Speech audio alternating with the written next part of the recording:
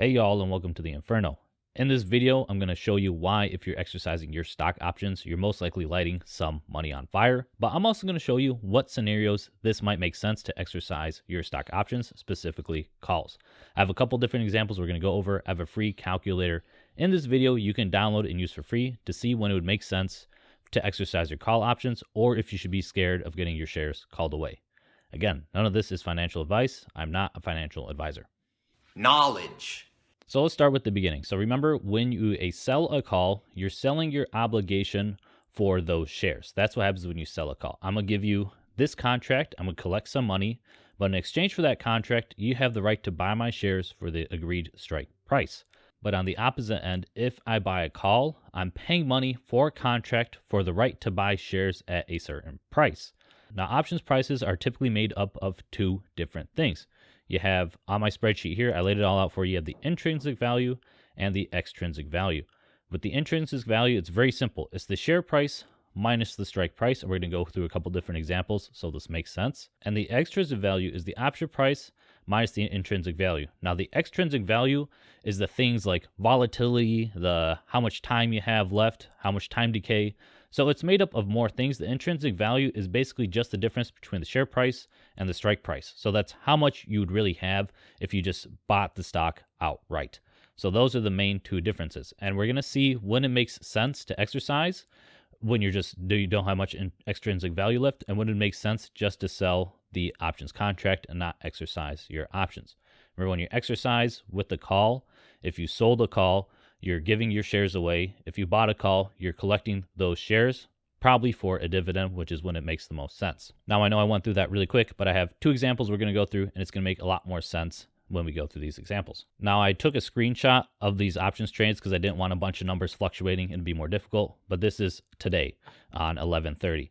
So you can see I have CCBG. I know nothing about this company. This was just a good example. This is Capital City Bank Group, and we'll examine the dividend soon. So let's say a while ago you bought an option on Capital City Bank Group, and you notice they're having an upcoming dividend. Their ex-dividend date is on the 1st, and it's currently 11/30, and you're going to get 20 cents per share on that date.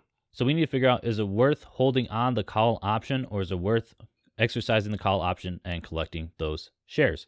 And we'll see when this makes sense. So CCBG, you can see the contract will expire in 15 days away. So in our calculator, I have a lot of things we can go through right here, and we can see when this makes sense. All right, hopefully you guys can read everything on screen here. So we got CCBG as our ticker in the first step in the calculator, and the current share price right now is $27.11. And in this scenario, let's say we bought a call option at $25. So now it is in the money because it is below the share price. So let's say our strike price was $25 and the current option price is $2.60. Now let's say we enter this option at $2. So we got in a good deal. So now we can see on our calculator, right now it would make more sense to exit the option than to exercise the contract. And we can see with the two different calculations why this makes sense.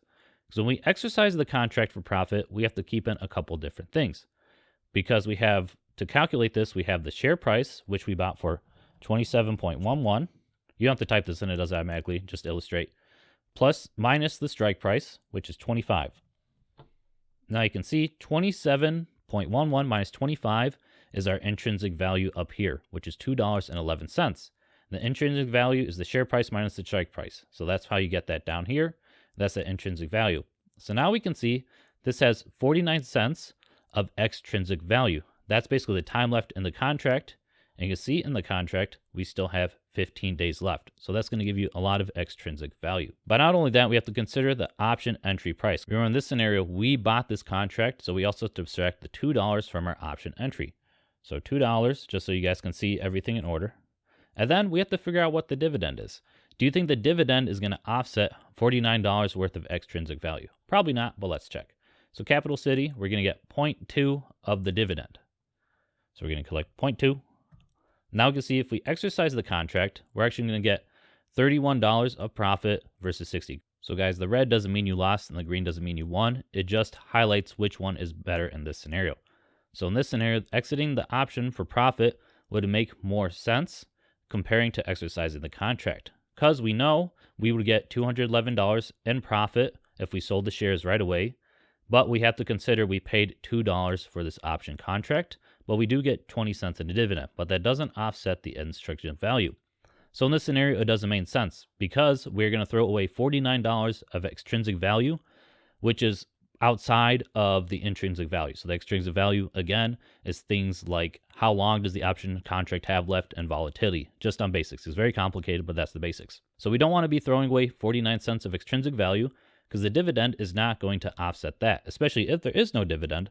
We're going to only make $11 versus $60 on one contract. So this makes absolutely no sense for Capital City Bank Group. But I have a scenario where it does make sense. And let me show you this with our CSX dividend. So when we look at CSX, we can see one thing. The contract is expiring in 1 day, so it has very little extrinsic value left. So let's figure out if it makes sense. If we bought this call, do we want to exercise our right to own the shares and then collect a dividend? Because CSX will have a dividend upcoming soon. The record date is actually today, and we'll collect 11 cents. So we're a little late on the X date, but just for example. So I delete everything, and now our calculator is back to normal. So let's figure it out. Okay, so ticker CXX, so we can just keep ourselves organized. And our current share price is $32. And let's say our strike price was $31 for our contract. 31. And our current option price is $1.03. And let's say we were really good, we got lucky, we entered in at 50 cents. So in this current scenario, with all these plugged in, we can see we have $3 of extrinsic value, so very little left. So there's very little we have to make up for the extrinsic value in our dividend. But even in this scenario, you would make $3 more if you just exited the option profit because you'd be throwing away that extrinsic value. But a dividend is coming up in this scenario. We know that dividend is 11 cents. So when we put that in, 11 cents, we can see it would make more sense to exercise our contract because that dividend of 11 cents is going to offset that extrinsic value that you're just throwing away when you use the option. So again, intrinsic value, share price minus strike price, 32.31, so that's $1. So the option price of $103 only has $3 worth of extrinsic value, of time left in the contract, very little, and volatility, very little, right? That's just the basics of this again. And even with our option entry price, any option entry price we got in would make sense if it was below the option price. So let's say we even got in at 70 cents. We would still have a profit. Let's say we got in at $1. It makes sense. We made $11 from the dividend. And if we exited the option, we'd only have that $3 difference between the option entry price and the option price. So no matter our entry price, if it's below, we're going to be in profit. Now let's go over the numbers a little more so they make sense. So remember, the share price is 32 and our strike price is 31. This makes up the intrinsic value, which is $1. 32 minus 31 is $1. But we have to remember, we paid 50 cents to get in here. So we have to put in 50 cents because that's what we're going to subtract. So then we're at a 50-cent profit, but we have to add our dividend, which is 11 cents. And then that's how we get 61 for the exercise contract. Because if we exit the option, our option is worth $1.03 right now, and we got in at 50 cents. So $1.03 minus 50 is $53. So the dividend offsets the extrinsic value of the option. Hopefully this is easy for you guys. I can visualize things a lot better when it's all on screen and I can see all the numbers fluctuating together, which I don't find on YouTube that often. If you're finding this video helpful, please click the like button down below. I'd greatly appreciate it. So there are very few times it makes sense to exercise your options contracts.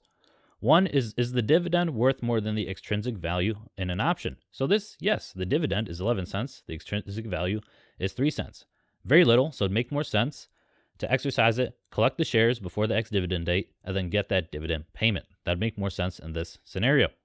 Another scenario it might make sense is if there's a lack of liquidity to exit the trade or you have too wide of a beta-ask spread. So let's say you bought a call and you can't exit out, you can't find anyone to sell it back to. It might make sense just to throw away that extrinsic value and then collect the shares and sell it back to the market.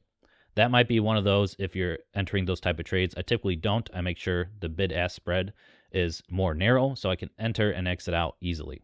I'm not going to get too into detail on number 3, but if you're side on a short leg of a spread, it may make sense to exercise. I don't trade spreads that much, so I'm not going to go too into detail. This is more for dividends. And number 4 is if you want to hold the stock for whatever reason. let's say with our CCG example, we were at a loss if we exercised the contract. But let's say you were like really bullish and you wanted to hold it for whatever reason, even though you could just buy another contract back. Let's say you want to hold the shares. You could exercise that stock contract and then hold the shares instead, if that makes sense for you. So guys, in summary, really, you're only probably going to be exercised, or you're going to want to exercise your option contract if the dividend makes up more than extrinsic value. And extrinsic value is the current option price minus the intrinsic value, and the intrinsic value is the share price minus the strike price. It's all up here. I laid it out very simple. It auto calculates. The only thing you're filling out is these gray boxes. Now, if you want this, do not request it. I'm not going to approve your request. As always, you got to go to File and click on Make a Copy. You can make a copy for yourself, edit it how you want. You can make it fancier if you want. I just like plain spreadsheets. I don't need anything too fancy, but this will get you guys started. Again, File and Make a Copy. Do not request this document from me. Now, if you guys are wondering if you can retire trading options, check out this video right here.